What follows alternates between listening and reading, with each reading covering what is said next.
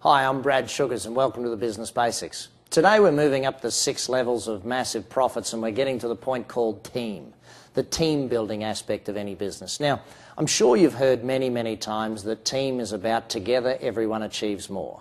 Well, I want to take a little bit of time on this because it's a really important one.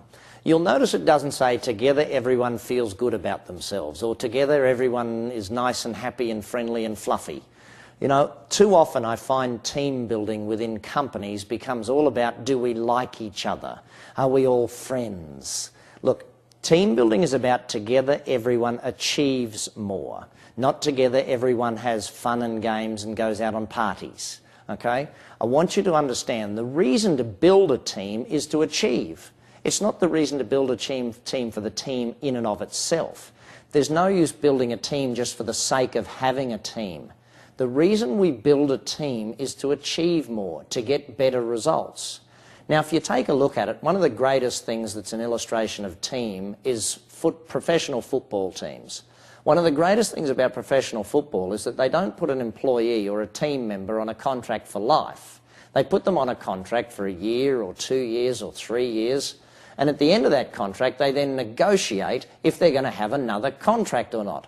Imagine if we did that in business, wouldn't it be fun? See, someone's got to prove themselves totally invaluable to the company to be able to get a pay rise at the end of their 2 years or 3 years. It'd be a heck of a lot of fun to run a business that way.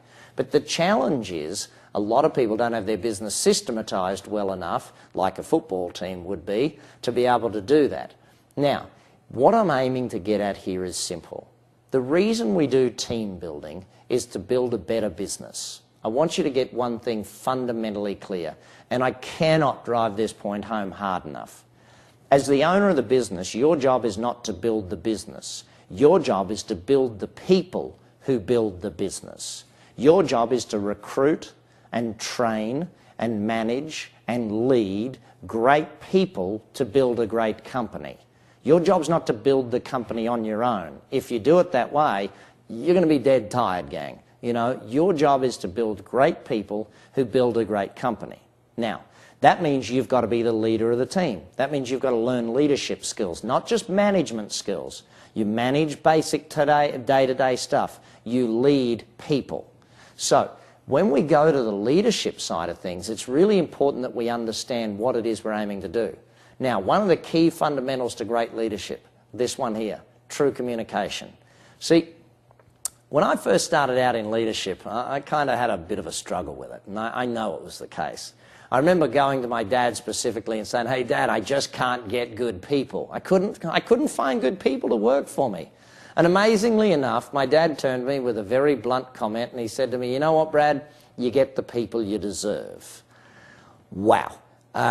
Good slap in the face, good kick in the teeth, whatever way it was. My dad was a very blunt man, but the fact remains he was right.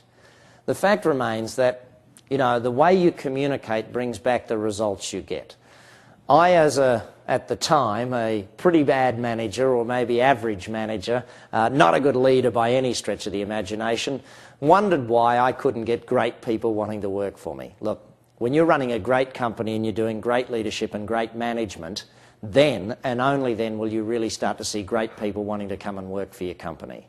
It's amazing to me today just the calibre of people who apply to come join our company time after time after time.